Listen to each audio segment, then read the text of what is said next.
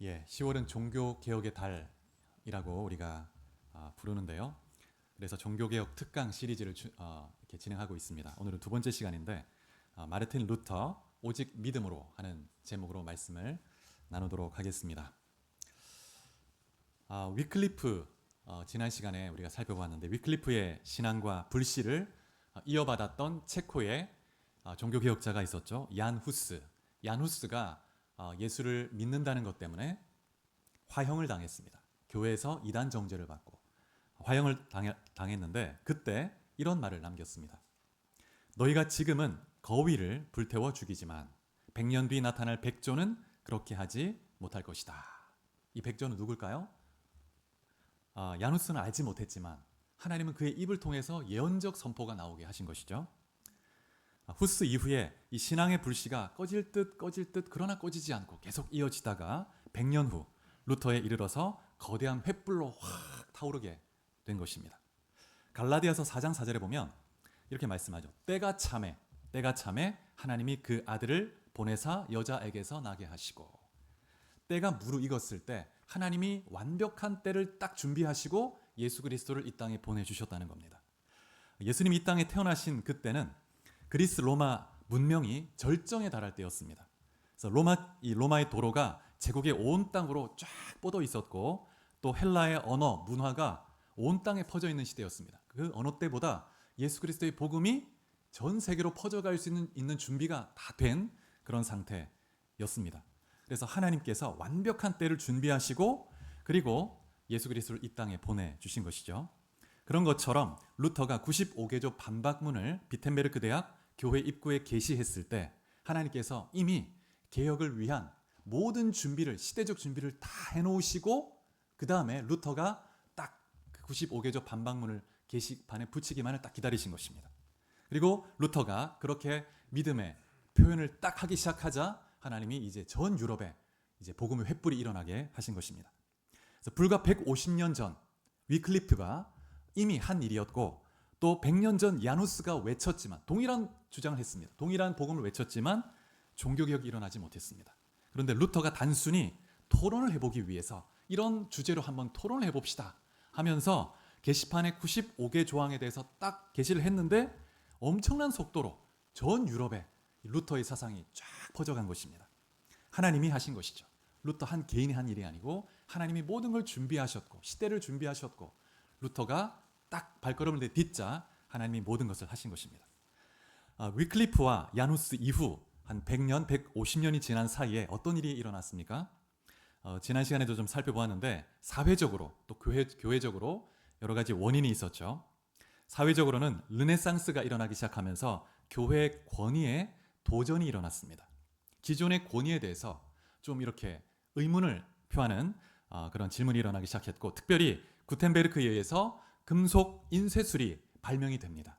그래서 이 금속 활자가 발명되기 이전에는 일일이 필사를 해서 책을 만들어야 됐기 때문에 시간이 오래 걸리고 책 한 권도 굉장히 비쌌습니다.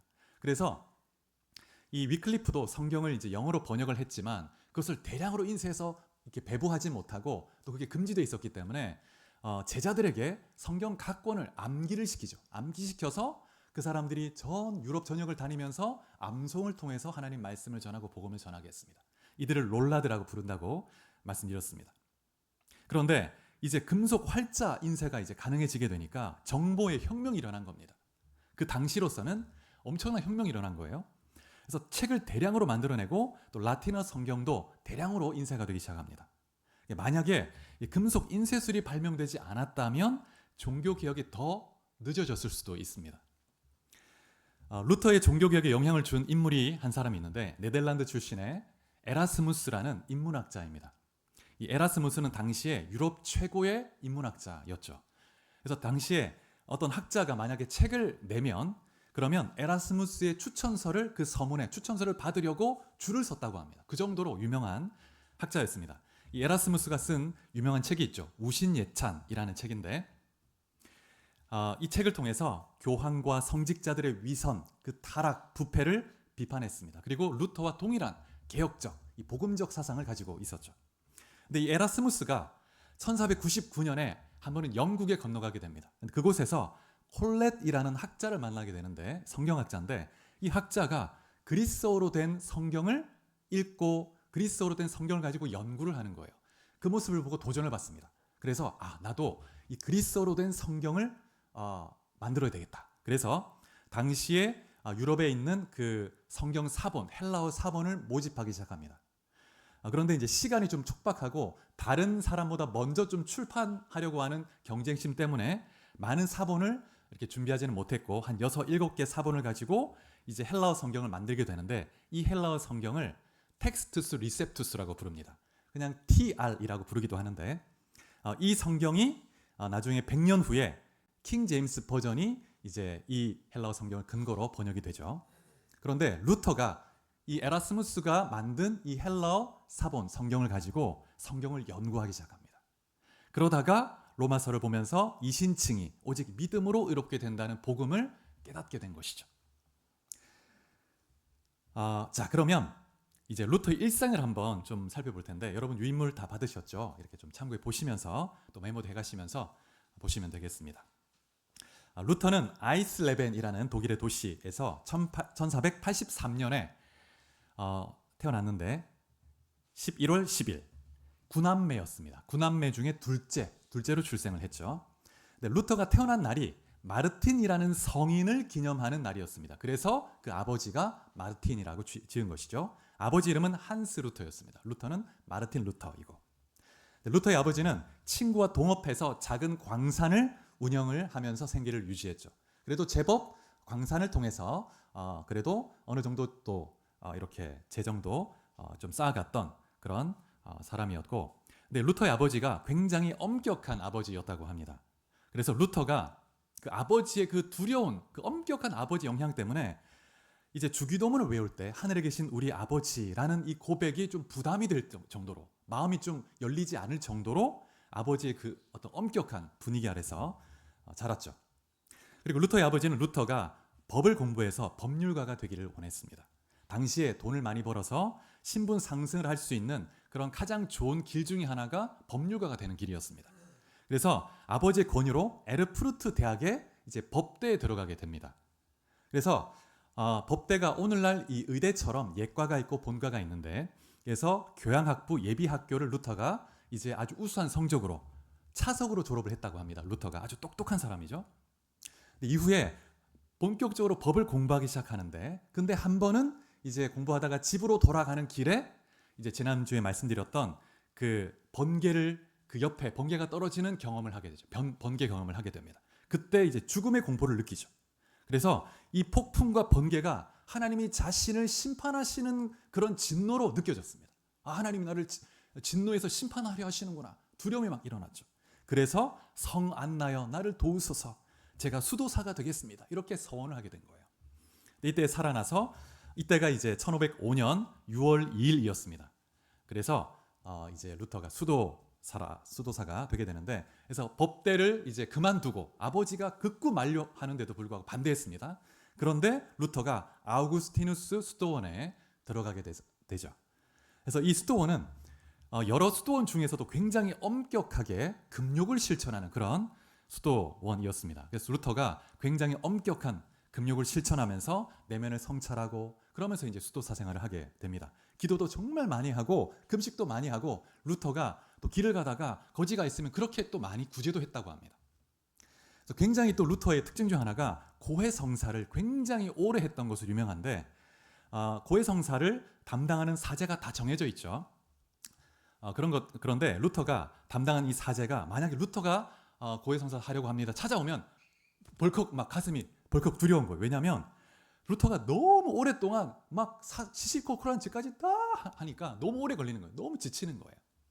그래서 막 치가 떨릴 정도로 고해성사를 이제 담당하는 사제가, 그 정도로 이 루터가 고해성사를, 이 죄의 문제를, 또 하나님의 진노의 심판을 피하려고 열심히 노력을 했던 사람이죠. 근데 루터가 수도사로 살았는데, 수도사로 살면서 죄를 지었으면 얼마나 지었겠습니까? 그런데 그렇게 여러 시간씩 고해를 하는 것이죠. 그런데 그러한 금욕적 삶과 오랜 시간의 고해가 루터의 마음속에 참된 평화를 주지 못했던 것입니다. 중세교회 십자가 같은 교회, 오늘 가톨릭 교회도 보면 예수님이 십자가에 달려 있는 십자가이죠. 그런데 그 십자가를 루터가 바라볼 때 자신의 죄에 대해서 하나님이 진노하시고 심판하시는, 저렇게 나도 심판을 받는다, 이런 어떤 두려움만 느껴졌다고 합니다. 그래서 루터가 수도사가 되기 이전보다 더욱더 수도사가 되고 나서 하나님의 그 진노, 그 심판에 대한 두려움이 더 커져갔던 거예요. 이 죄에 대해서 더 민감해지게 된 것이죠. 그래서 이 수도원에서 루터는 죄인인 인간이 거룩하신 하나님과 어떻게 바른 관계를 맺을 수 있는가, 어떻게 내가 이 죄로부터 자유함을 얻고 평안을 누릴 수 있는지, 그런 고민을 깊이 하게 된 것입니다. 그래서 이후에 루터가 수도원에서 훈련받은 후에 사제가 되죠. 그리고 수도원 원장의 추천을 받고 비텐베르크 대학에 들어가서 이제 본격적으로 이제 성경, 신학을 공부하게 됩니다. 그래서 1509년에 비텐베르크 대학에서 성경 신학으로 석사학위를 받습니다. 그러던 중에 1510년에 루터가 수도원 이제 개혁에 대한 그런 문제로 이제 사절단이 로마에 이제 파견이 되는데, 그때 루터도 수도사 생활을 오래 했기 때문에 그래서 한 사절단의 일원으로 로마에 방문하게 됩니다. 근데 이때 로마에 방문했던 경험이 루터의 삶의 또 중요한 한 전환점이 되죠. 위클리프도 로마의 바티칸을 가고 나서 이렇게 굉장히 개혁적 사상이 더 굳어졌습니다. 야, 너무 부패했구나. 성경으로부터 너무 멀리 떨어졌구나. 루터도 마찬가지였는데 당시 오늘날에도 있는데 라테란 성당이라는 곳이 있는데 그 맞은편에 스칼라 상타라는 계단이 있습니다. 아마 가보신 분도 계실지 모르겠습니다. 이 계단이 28개 계단으로 되어 있는데 이게 뭐냐면 원래 예루살렘에 있던 겁니다. 예루살렘에 빌라도 궁전에 있던 것인데 예수님이 피를 흘리며 재판을 받기 위해서 이렇게 올라갔던 그 계단으로 알려져 있는데, 콘스탄틴 황제가 그 어머니가 헬레나죠, 이름이. 근데 헬레나가 그걸 통째로 신성히 여겨가지고 통째로 떠서 로마로 옮겨온 거예요. 그래서 사람들이 이 계단을 보면서 예수님이 올라가셨던 그 계단이기 때문에 이 계단을 무릎을 꿇고 주기도문을 외우며 기어 올라가면 하나님이 내게 보속의 혜택을 준다고, 죄의 벌을 면해주는 그런 혜택이 있다고 믿었던 것이죠. 그리고 연옥에 있는 사람도 빨리 더 연옥에서 벗어날 수 있도록 도와줄 수 있다고 믿었던 것입니다. 굉장히 미신적 사상이죠. 이런 사상이 중세 가톨릭 교회에 아주 퍼져 있었던 것입니다. 그래서 오늘날에도 제가 가보진 못했지만 좀 찾아보니까 매년 많은 순례객들이 방문하면서 이렇게 무릎으로 올라가는 사람이 있다고 합니다. 그래서 루터도 주기도문을 암송하면서 한 계단 한 계단 올라가죠. 여러 번 반복했습니다. 루터가 구원하기 원했던 사람은 특별히 자기 할아버지였다고 합니다. 할아버지를 위해서. 연옥에 있는 할아버지가 빨리 연옥의 그 징계에서 벌에서 빨리 벗어나서 천국에 가셨으면 좋겠다. 그래서 그렇게 막 고행을 한 거예요. 근데 이제 루터가 그 계단 꼭대기에 올라갔을 때 그 마음이 어땠냐면 너무 공허한 거예요. 야, 이렇게 했을 때 정말 이게 이 연옥에서 벗어날 수 있는 건가? 죄의 문제가 해결되는 것인가? 그래서 루터가 이렇게 쓰고 있습니다. 나는 할아버지를 연옥에서 구출하고 싶었습니다. 그래서 주기도문을 암송하며 빌라도의 계단을 하나씩 무릎으로 기어 올라갔습니다. 누구든지 이렇게 기도하며 올라가면 영혼을 구원할 수 있다는 확신이 있었습니다. 하지만 내가 빌라도의 계단 끝까지 올라갔을 때 공허감이 몰려왔습니다. 도대체 이것이 정말 사실인지 누가 알 수 있단 말인가? 너무 공허한 거예요. 내가 지금 뭘 하고 있나? 현타가 오는 거죠. 또 어떤 믿음이 있냐면 스칼라 상타 계단이 있는 그 맞은편에 라테란 성당이 있는데 그 성당에서 어떤 사제이든지 사제 그 미사를 집행하게 되면 그러면 그 사제 어머니에게 특별한 축복이 내려진다는 그런 믿음이 또 있는 거예요. 사제들이 로마를 방문하기만 하면 이 라테란 성당에서 미사를 집행할 수 있게 해달라고 이렇게 신청을 하는데 그 신청 명단이 너무 길어가지고 루터도 신청했는데 못했다는 거예요. 그러니까 이런 미신이 일반 성도들 또 사제들 다 이렇게 가득했던 것이죠. 그래서 루터도 이렇게 신청했지만 대기자 명단이 길어 살 수가 없었고 루터가 4주 동안 로마에 머물게 되는데 그러는 동안 교황과 성직자들의 위선과 부패 타락을 직접 눈으로 보고 환멸을 느낍니다. 그래서 신랄하게 교황 이 제도에 대해서 비판하기 시작하죠. 그래서 정말 성경적 신앙 가진 사람 위클리프도 그렇고 이 로마를 방문하기만 하면 야, 이거는 진짜 심각하다, 심각해. 이거는 진짜 아니다. 다 이런 생각을 하는 거예요. 그래서 이후에 루터가 돌아와서 자신의 고해 신부의 이름이 스타피우츠라는 그 신부인데 이 신부의 부름을 받고 비텐베르크로 가서 다시 또 신학을 공부합니다. 이전에 이제 석사를 마치고 이제는 박사 학위를 하게 됩니다. 그래서 이제 비텐베르크 대학에서 이제 성경을 연구하고 박사 학위를 받고 이제 교수가 돼서 이제 말씀을 연구하면서 가르치는 사역을 하게 되죠. 그래서 이제 이 비텐베르크 대학에서 가르치면서 루터가 또 한 번 말씀을 통해서 인생의 터닝 포인트를 경험하게 됩니다. 1513년 8월부터 1515년 7월까지 루터가 시편을 열심히 연구해서 시편을 강의했습니다. 이 대학에서. 이때 루터가 시편 31편을 강해를 하는데 그 1절 말씀을 보면서 의문을 가졌습니다. 1절이 뭐냐면 이렇게 됩니다. 주의 의로 나를 건지소서. 주의 의로 나를 건지소서. 근데 이 구절을 가지고 루터가 많이 고민했습니다. 하나님의 의, 주의 의라는 것은 하나님이 벌하시고 심판하시는 어떤 기준이 되는 성품입니다. 그래서 그 의라고 할 때는 하나님이 어떤 기준으로 나를 벌하실까? 나는 그 하나님의 의에 도달할 수가 없는데 늘 두려운 그런 성품이었죠. 근데 다윗이 뭐라고 하냐면 하나님의 의로 나를 건지소서, 나를 구원해 주소서 이렇게 기도하는 거예요. 이게 이해를 할 수가 없는 거죠, 루터가. 그래서 루터가 죽기 1년 전에 쓴 로마서 강해가 있는데 그 서문에 보면 이렇게 쓰고 있습니다. 수도사로서 나는 흠이 없이 살았음에도 불구하고 하나님 앞에서 내가 죄인이라는 느낌을 지울 수 없었다. 나의 행위를 통해 하나님과 화해하려고 부단히 애썼지만 내 양심은 여전히 불안했다. 나는 죄인을 벌하시는 의로우신 하나님을 더 이상 사랑할 수 없었다. 아니 나는 그를 미워했다. 원죄를 통해 영원히 저주받은 죄인들에게 십계명이라는 율법으로 다시 억압하는 하나님을 나는 용납할 수 없었다. 하나님은 고통에 고통을 가중시키시고 나에게 그의 의와 분노로 위협하고 있다고 생각했다. 이렇게 나의 마음은 혼란스러웠고 진리를 향해 목말랐다. 루터가 죽기 1년 전에 처음 그 말씀을 연구하며 그 로마서 또 시편 말씀을 가지고 이렇게 씨름했던 그 심정을 이렇게 쓰고 있습니다. 이후에 루터가 그런 시편 말씀 보면서 이제 씨름을 했는데 이후에 이제 1515년부터 16년까지는 로마서를 연구하게 되죠. 로마서. 일명 루터의 탑 체험으로 알려져 있습니다. 탑 체험.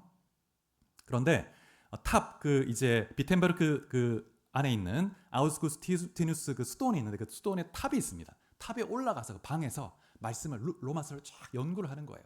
깊이 하나님 앞에. 근데 이제 그 말씀을 연구하는데 오늘 본문 말씀 로마서 1장 16절 17절을 보면서 이 말씀이 새롭게 마치 어둠 속에 빛처럼 쫙 비춰오면서 새롭게 깨달아지는 거예요. 성령께서 루터의 눈에 비늘처럼 탁 딱딱하게 가려워져 있던 것을 딱 깨뜨리시고 눈을 열어주신 거예요. 17절에 보면 이렇게 말씀하죠. 복음에는 하나님의 의가 나타나서 믿음으로 믿음에 이르게 하나니. 처음에 루터는 하나님의 의 그리고 믿음의 관계를 이해할 수가 없었습니다. 하나님의 의는 두려운 것이다. 나를 심판하시는 성품이다. 이렇게 생각했는데 하나님의 의가 나타나서 믿음으로 믿음에 이르게 한다. 이 말씀을 보면서 나는 하나님의 의에 도저히 도달할 수 없는데 그런데 믿음으로 하나님의 의를 선물로 받는다는 의미구나 이거를 깨닫게 된 거예요. 말씀 속에서. 그래서 하나님의 의는 나의 능동적 행위를 통해서 얻어내는 것이 아니고 믿는 자에게 값없이 그냥 주시는 것이구나. 이게 이 시편 1장, 로마서 1장 16절 17절의 말씀이구나. 깨닫게 된 것입니다. 그래서 루터가 이 말씀을 보면서 정말 기뻐하며 그 인생이 완전 이제 뒤바뀌게 됩니다. 인생이 뒤집어지죠. 완전 인생의 터닝 포인트. 말씀을 통해서. 하나님의 생명이 루터의 심령에 임하고 기쁨이 임하고 이제 절대 빼앗을 수 없고 포기할 수 없고 타협할 수 없는 진리를 딱 붙들게 된 것입니다. 그래서 복음에 나타난 하나님의 의는 심판의 하나님이 아니고 긍휼과 은혜의 하나님인 것이죠. 죄와 죄책에 대한 하나님의 모든 진노의 심판을 우리에게 내리는 것이 아니라 이미 십자가에 달려있는 예수 그리스도에게 하나님이 다 부으시고 그리고 우리에게는 믿기만 하면 진노가 아니라 의를 선물로 주고 구원을 선물로 주신다는 거예요. 그래서 예수님을 믿을 때 죄와 죄의 형벌에 대한 그 모든 문제가 해결되는 것입니다. 내가 벌을 받아야 되는데 예수님이 대신 벌을 받고 다 해결해 주신 거예요. 우리는 감사함으로 아멘하고 믿음으로 받고 그 생명을 누리면 되는 것입니다. 그리고 감사하며 이제 주님의 뜻을 행하는 것이죠. 더 이상 벌을 받지 않기 위해서, 심판받지 않기 위해서 그렇게 막 선을 행하는 게 아니고 나를 이미 죄와 벌에서 심판에서 구원해 주신 하나님께 너무 감사해서 순종하며 감사하며 살아가는 것입니다. 그래서 여러분, 예수님이 십자가에 행하신 이 구속 사역을 통해서 우리가 모두 죄에서 자유케 되고 영원한 생명 얻게 된 줄 믿으시기 바랍니다. 히브리서 10장 14절에 보면 이렇게 말씀합니다. 그가 거룩하게 된 자들을 한 번의 제사로 영원히 온전하게 하셨느니라. 그 십자가에 죽으시는 그 한 번의 죽으심으로 우리의 모든 죄, 인류의 모든 죄, 우리의 모든 과거, 현재, 미래 모든 죄를 다 주님이 담당하신 것입니다. 그래서 루터가 이런 복음의 체험을 하게 되죠. 탑체험, 이때가 1515년부터 16년까지 그 한 1년 되는 기간 동안 로마서를 깊이 연구하면서 하나님 만나게 됩니다. 그리고 그 이듬해 1517년에 드디어 95개조 반박문을 비텐베르크 대학 내 교회 그 입구에 게시판에 게시를 하게 됩니다. 사실 이 반박문을 게시하게 된 결정적 계기가 뭐냐면 면죄부 문제였습니다. 면벌부라고도 하는데 면죄부. 그래서 원래 이 반박문의 이름이 뭐냐면 면죄부의 효력에 대한 토론, 이런 이름으로 한번 토론해 봅시다. 그렇게 이제 95개조 문을 탁 이렇게 붙여놓고 이제 제의를 한 거예요. 근데 이것이 이제 종교개혁의 근거가 된 것입니다. 지난주에도 말씀드린 것처럼 우리가 한번 좀 정리해 볼 필요가 있는데, 면죄부를 이해하기 위해서 교회 보화론, 위문에도 나와 있습니다. 교회 보화론을 이해해야 되는데, 이게 뭐냐면 1230년에 성체르의 휴고라는 학자가 확립한 것입니다. 교회 보화론. 이게 뭐냐면 그리스도와 성인들은, 주님 앞에 열심히 거룩히 살았던 사람들은 자신을 구원하고도 남을 만큼의 공로와 공적이 있기 때문에, 근데 이 남은 공적, 남은 의를 교회가 보관해 둘 수 있다는 겁니다. 교회 창고, 보화 창고에 보관해 둘 수 있다는 거예요. 그런데 교황은 천국의 열쇠를 가지고 있는 사람입니다. 그래서 교황이 그 천국의 열쇠, 천국의 권세를 가지고 이 교회에 보관되어 있는 이 공적의 이 선물을 이제 필요한 자에게 나누어 준다는 거예요. 그런데 이제 나중에 이게 시간이 가면서 돈을 받고 면죄부를 가지고 이렇게 팔아주는 거죠. 공적을 돈 받고 파는 거예요. 이렇게. 그러니까 얼마나 이제 부패했겠습니까? 그래서 이 교황, 로마의 교황과 교황청에 엄청난 돈이 몰려들고 엄청난 미신이 가득하고 부패하고 막 타락하게 되는 것입니다. 그리고 중세교회는 하나님께 주시는 모든 은혜, 구원의 은혜, 이 모든 은혜가 성례를 통해서 이제 성도에게 주어진다고 믿었는데, 이 가톨릭에서는 7가지 성례가 있습니다. 7성례라고 하죠.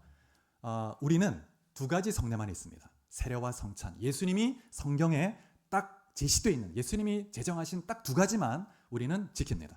근데 이제 가톨릭에서는 여러 가지 성례, 인간이 그 전통으로 만들어낸 그런 5가지를 다 추가한 거죠. 그래서 그 7가지가 뭐가 있냐면 세례, 성찬, 고해, 견진, 사제, 서품, 결혼, 종부성사, 이렇게 있습니다.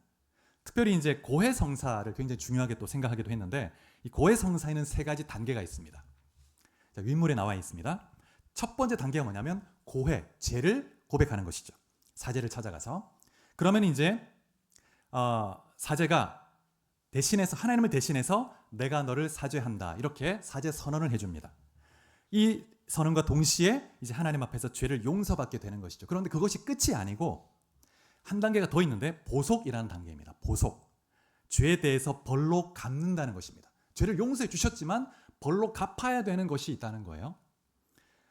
그래서 어떤 형벌을 이 사제가 내려주는 겁니다. 어떤 벌을 주는 거예요. 그래서 기도를 이렇게 하십시오. 이 기간 동안 하십시오. 금식을 이렇게 하십시오. 또 순례를 갔다 오십시오. 로마에 갔다 오십시오. 또 구제를 하라.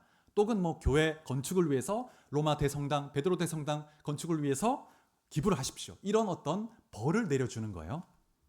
근데 이러한 것을 통해서 그 벌을 면제해 주는데, 이것이 어떤 긍정적인 어떤 기능도 약간 있는데, 그게 뭐냐면 다시는 이 죄에 빠지지 않도록 하는 경각심을 주기 위해서 벌을 주는 거죠. 벌을 줘서 다시 죄에 빠지면 안 된다. 근데 이런 기능보다는 이 벌을 면제받는다는 이 효과, 나아가서는 나중에 이제 하나님이 죄를 사해 주시는 이 권한까지도 이제 사제가 선언해버리는 이런 단계까지 가게 되는 것입니다.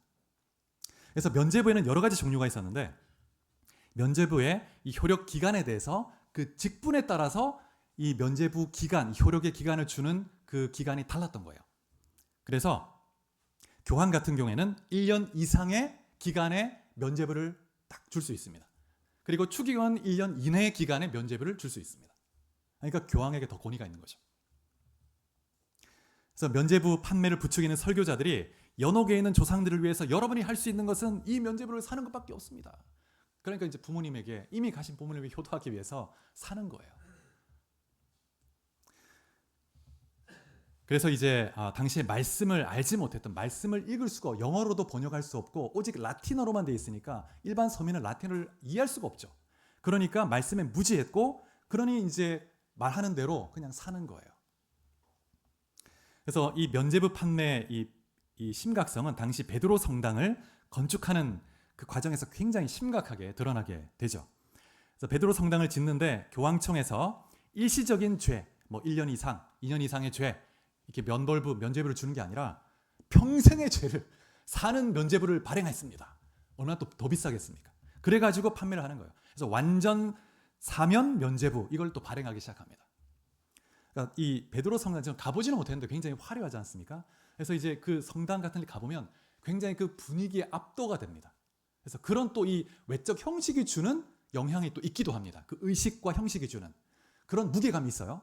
그런 부분이 있는데 이것에 집중하면서 온갖 돈을 다 투자하게 되니까, 그러니까 이런 부정적인 이상한 이런 전통이 나오기 시작하는 것이죠. 근데 특별히 당시에 루터가 독일에서 이제 활동하고 있었는데, 독일의 국민들이 굉장히 이 교황에게 순종적이었고 굉장히 이제 이 재정적으로 부유한 그런 나라였습니다. 그래서 이제 이 독일 국민들에게 더 이 교황이 많은 것들을 요구했는데, 그래서 독일 국민들의 마음이 겉으로는 좀 많이 따르고 순복하면서도 속으로는 불만이 계속 쌓여갔던 거예요. 교황청에 대해서. 그래서 1456년에는 독일 민족의 불만이라는 문서를 만들어서 교황에게 제출하기도 했습니다. 근데 번번이 무시를 당했죠. 근데 이제 여러분 그 유인물을 좀 참고해 보시고 조금 이제 이런 부분들을 좀 공부를 해야 되기 때문에 좀 배경을 좀 말씀을 드립니다. 독일에 알브레이트라는 그 젊은 성직자가 있었습니다. 브란덴부르크 출신인데 이 사제가 20대 초반 한 23살, 4살 정도인데, 근데 두 개의 교구에서 대주교와 주교를 맡았습니다.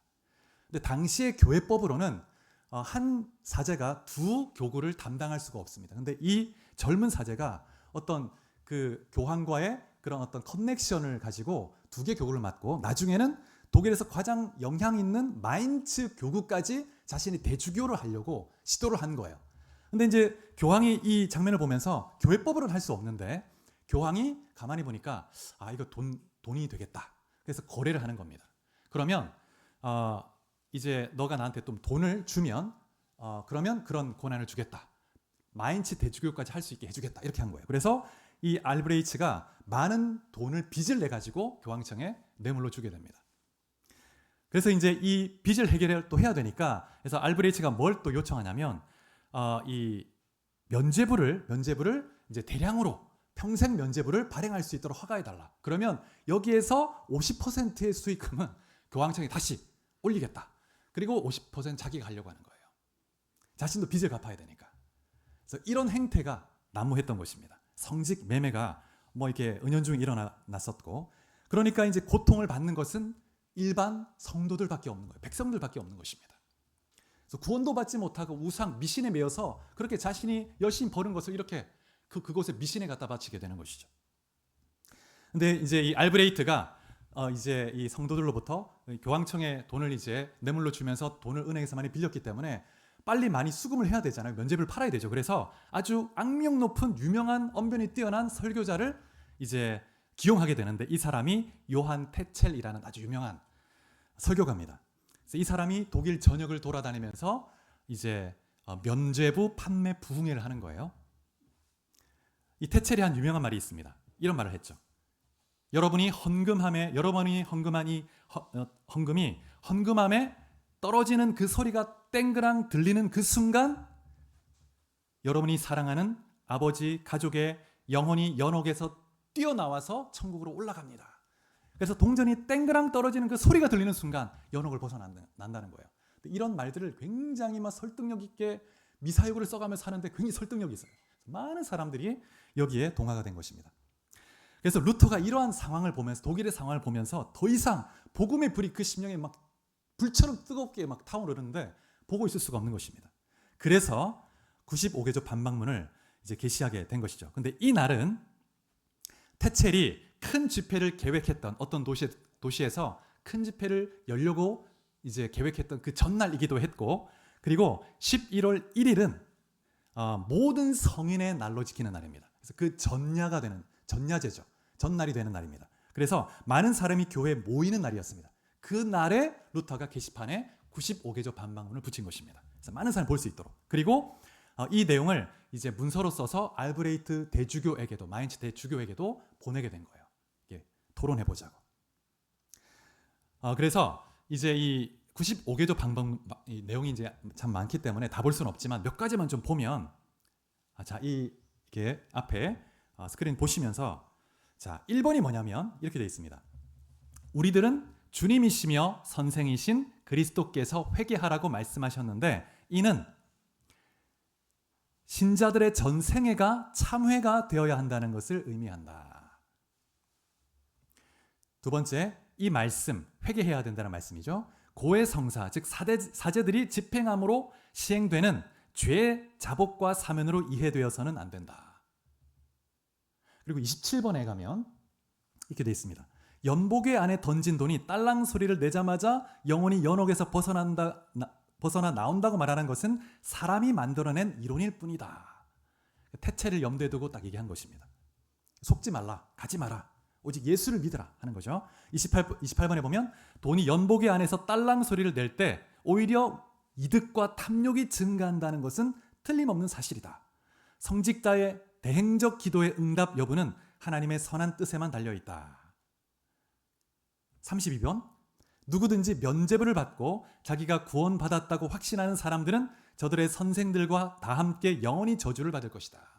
면죄부를 사고 나는 이제 구원받았다, 이제 죄를 면함받아 벌을 면했다, 이렇게 하는 사람은 전부 지옥에 저주를 받을 것이라고 말합니다. 36번에 보면 모든 그리스도인들은 진심으로 자기 죄에 대해서 뉘우치고 회개하는 사람은 면죄 증서 없이도 형벌과 죄책에서 완전한 사함을 받는다. 면죄부와 상관없이 진심으로 죄에 뉘우치고 회개하고 믿는 자가 죄를 사함 받는다고 얘기하고 있죠. 62번에 보면 교회의 참된 보화는 하나님의 영광과 은총의 거룩한 복음이다. 성인들의 인간이 행한 행위에 그게 공적이 돼서 교회에 쌓여 있는 것이 아니고 오직 교회의 보화는 하나님의 영광 그리고 은총의 복음밖에 없다. 복음. 이것이 보화다. 보화. 이 복음의 보화를 통해서 우리는 은혜와 은총과 축복과 구원을 누리는 것이다. 이렇게 말하고 있습니다. 그래서 루터가 게시한 95개조 방박문이 라틴어로 처음에 기록이 되었는데 누군가 독일어로 번역합니다. 그래서 2주 만에 독일 전역에 쫙 다 퍼지는 거예요. 그래서 이제 이 방박문이 퍼지면서 이제 독일 국민들 사이에 소동이 일어나기 시작합니다. 이 말이 맞는 것 같다는 거예요. 그래서 여러 가지 의문을 가졌던 사람들이 이제 들고 일어납니다. 또 성경을 연구했던 사제들도 또 동의하기 시작하고. 이런 상황이 되니까 마인츠의 대주교였던 알브레이트가 루터를 제소합니다. 그러자 이제 루터가 어떻게 이제 반응을 하냐면, 그리고 당시에 이제 여러 그 교황, 친교황 그런 사람들도, 교수들도 루터를 신랄하게 비판했는데 요한 에크라는 사람도 그렇고 또 테첼도 루터를 굉장히 비난하게 됩니다. 1518년 종교개혁 이후 이제 1년 좀 지나가고 있을 때죠. 4월 26일에 루터의 스승인 스타우피츠 그 사제가 하이델베르크에서 이제 수도회 총회가 열리는데 너가 와서 너의 입장을 한번 좀 변론하면 좋겠다. 내가 좀 기회를 주고 싶다. 이때 루터가 갑니다. 가서 루터가 자신의 믿는 그 신앙을 변증을 하는데 자신의 믿는 그 신학을 십자가의 신학이라고 표현합니다. 내가 믿는 것은 오직 십자가의 신학입니다. 십자가 신앙입니다. 이런 증언을 하죠. 그래서 십자가와 고난을 통해서 하나님의 일을 인식하고 하나님의 죄의 문제가 해결되었다고 우리가 기억해야 한다. 그런데 이제 그 말을 듣는 사람들이 설득되지 않았습니다. 그래서 같은 해 10월 달이 됐을 때 12일, 14일까지 이제 아우구스부르크에서 가에탄이라는 추기경이 있는데 이 사람에 대해서 다시 이 사람이 다시 루터를 불러서 신문을 하기 시작합니다. 그래서 이후에 루터가 계속 불려다녀요. 자신을 변호하는데, 근데 이곳에서 이제 루터가 루터에게 이 가이탄이라는 추기경이 뭘 요구하냐면 세 가지를 요구하는데, 이 다음 보여주세요. 예, 이걸 요구합니다. 첫 번째, 루터야, 너가 자신의 오류를 인정해라. 두 번째, 너의 주장을 더 이상 전파하지 않겠다고 서약해라. 그리고 교회 평화에 해가 되는 모든 활동을 정지해라. 그러면 너에 대한 모든 이런 공격, 의문 다 우리가 보호해 주겠다. 이렇게 요구했는데 루터가 여기에 응하지 않죠. 만약 자신의 주장에 오류가 있다면, 성경의 근거에서 오류가 있다면 철회하겠지만 성경의 근거에서 잘못이 없기 때문에 철회할 수 없습니다. 이렇게 말하게 됩니다. 그리고 또 나중에 라이프치라는 도시에 가서 또 이런 논쟁을 하게 됩니다. 자신을 이렇게 변증하고 변호하고. 그래서 그러한 끝없이 불려다니고 살해 협박도 당하고 그러면서 이제 루터가 종교개혁을 감행을 한 것이죠. 그래서 루터가 이렇게 자신의 주장을 굽히지 않으니까 드디어 이제 교황청에서 1520년에 6월 15일에 루터를 파문합니다. 그 서재 직분을 파문하게 되죠. 그리고 루터의 서적들을 이제 불태우게 됩니다. 불태워요. 그러자 루터가 그 광경을 보면서 루터가 어떻게 반응하냐면, 루터도 비텐베르크 교회 그 입구에서 그 95개조 반박문을 붙였던 그 입구에서 교황에 대한 그 직서와 그 다음에 그 교회법을 갖다 놓고 불태워버립니다. 나도 불태우겠다. 이렇게 해버리는 거예요. 그래서 결국 이제 1521년에 교황이 다시 직서를 내려서 루터를 이제 파문을 하게 되죠. 그리고 나서 이후에 아주 중요한 그런 또 이 독일에서 회의가 열리게 되는데, 보름스 회의라는 회의가 열립니다. 여러분 주보를 보시면 그 안에 그림이 있죠. 그림이 있는데 위에 그림이 루터의 모습이고 밑에 나와 있는 그 그림에 보면 중앙에 서 있는 사람, 이 사람이 루터입니다. 보름스 이 제국 회의에서 자신의 믿음을 변증하는 그런 시간입니다. 근데 이제 사실 루터가 이제 파문됐기 때문에 굉장히 이제 그 삶에 있어서 생명적 위협, 사회적으로도 굉장히 힘든 상황이 되었습니다.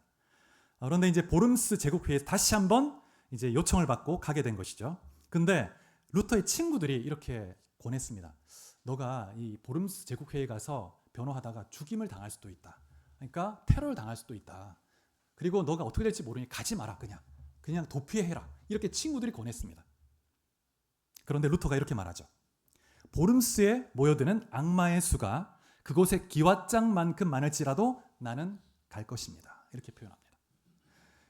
사도행전 21장에 보면 사도 바울이 3차 전도행을 마치고 예루살렘에 올라갈 때 가이사랴에 들르게 되는데, 그때 아가보라는 선지자가 와서 바울의 띠를 가지고 자신의 손과 발을 묶습니다. 그리고 이 띠의 임자가 이렇게 예루살렘에서 묶일 것이다. 결박당할 것이다. 이렇게 예언을 합니다. 이 아가보는 당시 탁월한 예언자였죠. 그래서 이 바울의 이 제자들이, 동역자들이 바울 선생님 가면 안 됩니다. 앞으로 해야 될 사역이 많은데 결박되면 안 된다고. 절대 가지 마시라고. 그때 바울이 이런 고백을 하죠. 같이 한번 이렇게 찾아볼까요? 사도행전 21장 13절. 자, 여기에 나와 있습니다. 같이 봉독해 보겠습니다. 시작. 바울이 대답하되 여러분이 어찌하여 울어 내 마음을 상하게 하느냐. 나는 주 예수의 이름을 위하여 결박당할 뿐 아니라 예루살렘에서 죽을 것도 각오하였노라. 예. 루터는 사명에 따라 움직이는, 하나님이 나를 부르신 그 사명에 따라 움직이는 사람이었어요. 바울처럼. 그래서 내가 결박당할 뿐 아니라 죽을 것도 각오하고 나간 것이죠. 루터가. 그리고 이제 보름스로 가서 제국회의에 참여하는데, 참여하기 하루 전날 밤에 시편 46편을 묵상합니다. 깊은 은혜를 받아요. 시편 46편 1절로 3절. 하나님은 우리의 피난처시오 힘이시니 환난 중에 만날 큰 도움이시라. 그러므로 땅이 변하든지 산이 흔들려 바다 가운데 빠지든지 바닷물이 솟아나고 뛰놀든지 그것이 넘침으로 산이 흔들릴지라도 우리는 두려워하지 아니하리로다. 이 말씀에 깊은 은혜를 받죠. 그래서 이 말씀을 붙듭니다. 하나님 나와 함께해 주십시오. 루터라고 왜 두렵지 않았겠습니까? 이 말씀이 루터의 마음에 붙든 거예요. 그래서 이 말씀을 근거로 해서 루터가 작사 작곡한 곡이 아까 우리가 불렀던 내 주는 강한 성이요, 이 찬양을 외치며 불렀던 거죠. 옛 원수 마귀는 이때도 힘을 써 모략과 권세로 무기를 삼으니 천하에 누가 당하랴. 그런데 날 대신에 싸우는 장수 예수 그리스도가 계신다. 고백하며 이길 것이다. 믿음으로 고백하며 나간 것이죠. 그래서 이 찬송을 부르며 루터가 이제 보름스 그 제국 회의에 이제 피고인으로 참석하게 되는 것입니다. 그래서 1521년에 4월 17일에 독일 황제 또 제국 의회 앞에서 공개 신문을 받게 됩니다. 이때 루터의 그 저서 한 20여 권이 되는데 이걸 증거로 제시하면서 두 가지 질문을 던집니다. 첫 번째, 이 책들이 당신의 것이 맞습니까? 두 번째, 당신은 이 책에서 주장한 것을 철회할 마음이 있습니까? 철회하면 이 모든 파문을 다 번복하고 돌이키고 당신을 다시 풀어주겠다. 철회할 마음이 있습니까? 루터가 첫 번째 질문에 대해서 예스라고 답을 했습니다. 이 책은 제가 쓴 것이 맞습니다. 두 번째 질문에 대해서는 저에게 하루의 시간을 주십시오. 제가 내일 답을 드려도 되겠습니까? 이렇게 말을 한 거예요. 그러자 하루의 시간을 주었습니다. 하루 동안 루터가 기도하고 하나님 앞에 또 씨름했겠죠. 두렵죠. 그렇지만 또 말씀 붙들고 시편 46편 하나님 나의 피난처시오. 힘이시니 하나님은 나의 피난처 되십니다. 그러면서 말씀 붙들고 믿음으로 결단하고 다시 그 다음날 나갑니다. 그리고 이렇게 말하게 됩니다. 저는 교황도 공의회도 믿지 않습니다. 왜냐하면 그들은 인간이기에 실수하고 모순된 일을 하기 때문입니다. 저는 성경의 증언을 통해서 반박될 수 없을 때 저는 제가 인용한 성경 말씀을 따를 수밖에 없습니다. 저희 양심은 하나님 말씀에 사로잡혀 있습니다. 저희 양심이 말씀에 사로잡힌 한 저는 어떤 것도 취소할 수 없고 그렇게 할 의지도 없습니다. 왜냐하면 양심에 반하여 행동하는 것은 불확실한 것이며 구원을 위협하는 일이기 때문입니다. 주여 나를 도우소서. 아멘. 이렇게 고백하죠. 내 양심은 말씀에 사로잡혀 있기에 나는 양심에 반하는 행위를 할 수 없습니다. 거부합니다. 여러분 처음 루터가 번개 체험을 할 때 그때 누구에게 기도했습니까? 성 안 나요, 성 안 나요 이렇게 기도했죠. 두려움 속에 나를 살려주시면 제가 수도사가 되겠습니다. 근데 지금 이때 그 제국과 황제 앞에서 마치 사도행전 4장에 베드로와 요한이 공회 앞에서 담대히 외쳤던 것처럼 하나님 말씀이 허락하지 않는 한 난 어떤 것도 양보할 수 없습니다. 그러면서 십자가에 피 흘려 죽으신 주님 나를 도와주십시오. 이렇게 고백하고 있는 것이죠.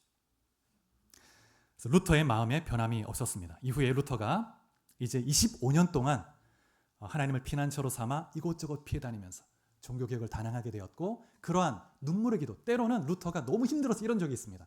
너무 힘들어서 너무 풀이 죽어 있어요. 너무 정말 모든 걸 포기하고 싶은 마음이 들죠. 그때 루터의 아내 카트리나가 루터를 찾아옵니다. 루터에게 상복을 입고 루터에게 나타난 거예요. 그러니까 루터가 여보 누가 돌아가셨나요? 그러니까 당신의 모습을 보니까 당신이 믿는 하나님이 돌아가신 것 같다고. 그래서 내가 상복을 입었다고. 그래서 루터가 정신을 번쩍 차리고 다시 일어나서 다시 또 개혁적 믿음의 발걸음을 감행하게 되는 것이죠. 그렇게 하나님 앞에서 영적 전쟁을 치르면서 믿음으로 나아갔던 것입니다. 여러분 루터의 종교개혁을 보면 진정한 개혁이 무엇인지 우리가 깨닫게 되죠. 말씀으로 돌아가는 것입니다. 말씀으로 돌아가는 것. 말씀이 우리의 신앙과 삶의 중심이 되어야 합니다. 그래서 중세교회가 초대교회의 그 신앙으로부터 벗어나게 된 것은 말씀보다 교황의 권위를 더 우위에 두었기 때문이죠. 그래서 말씀에 근거하지 않은 수많은 인간의 전통과 관습이 막 나온 거예요. 이거는 기독교가 아니고 미신입니다. 미신. 다른 종교인 거예요. 껍데기만 기독교지 그 내면은 이교도입니다. 이교도 신앙입니다. 우리 개인의 신앙, 우리 교회의 모습도 늘 말씀에 근거되지 않은 것이 있다면 그런 전통이 있다면 우리는 결단하고 끊어내고 다시 결단하고 말씀 앞에서 결단하고 주님 앞에 나가야 하는 것이죠. 그래서 오직 성경, 솔라 스크립트라 오직 성경이 나의 삶의 최고의 권위고 내 삶의 유일한 규범이고 기준이다 고백하면서 생명이고 진리이다 외치며 나아갈 때 하나님의 은혜가 있는 것이죠. 그 다음에 또 진정한 개혁은 복음의 본질을 회복하는 것입니다. 복음, 오직 믿음, 오직 믿음. 일말의 어떤 인간의 행위도 플러스 할 수가 없습니다. 오직 믿음만으로 100% 믿음만으로 죄를 사함받고 구원을 얻는다는 이 순수한 복음, 이 복음을 우리가 끝까지 붙드는 것이죠. 그것이 복음입니다. 종교개혁이죠. 말씀을 맺겠습니다. 세상 사람의 개혁은 항상 세상에서 개혁하는 것은 항상 자신을 의롭게 생각하고 자기 의에 근거해서 다른 사람을 판단하고 저 그룹은 없어져야 돼, 저 사람은 개혁해야 돼 말을 합니다. 그러나 정작 그 내면의 부패가 결국 드러납니다. 그 개혁은 결국 세상을 파괴합니다. 청교도 신학자 중에 스테판 샤녹이라는 사람인데 이런 말을 했습니다. 진짜 적 그리스도는 나의 내면의 자아이다. 내 자아가 진짜 적 그리스도라는 거예요. 끊임없이 내 자아는 말씀보다 내 자아를 더 위에 놓고 내가 원하는 것을 행하려고 한다는 거예요. 진짜 적 그리스도는 내 자신이다. 내 자신. 진짜 개혁자는 먼저 철저하게 자신의 내면의 부패하고 타락한 본성을 철저하게 자각하고 철저하게 복음의 빛 가운데 설 때 진짜 사회를 변화시킬 수 있습니다. 그래서 주님이 이렇게 말씀하셨죠. 누가복음 9장 23절 무리에게 이르시되 아무든지 나를 따라오려거든 자기를 부인하고 날마다 제 십자가를 지고 나를 쫓을 것이니라. 주님이 날마다 자기 십자가를 지고 나를 쫓으라 이렇게 말씀하셨습니다. 개혁자의 마음에 새겨야 할 말씀입니다. 그리스도인의 마음에 죽기까지 날마다 십자가 지고 나를 부인하고 따르는 삶. 루터의 삶이 이런 삶이었죠. 복음을 체험하고 나서 그 남은 인생이 이런 삶이었습니다. 오직 믿음으로 오직 성경으로 날마다 하나님 앞에서 자신을 부인하고 주의 발자취 따르는 예수 그리스도의 제자로 여러분 승리할 수 있기를 축복합니다. 같이 기도하시겠습니다. 오늘 말씀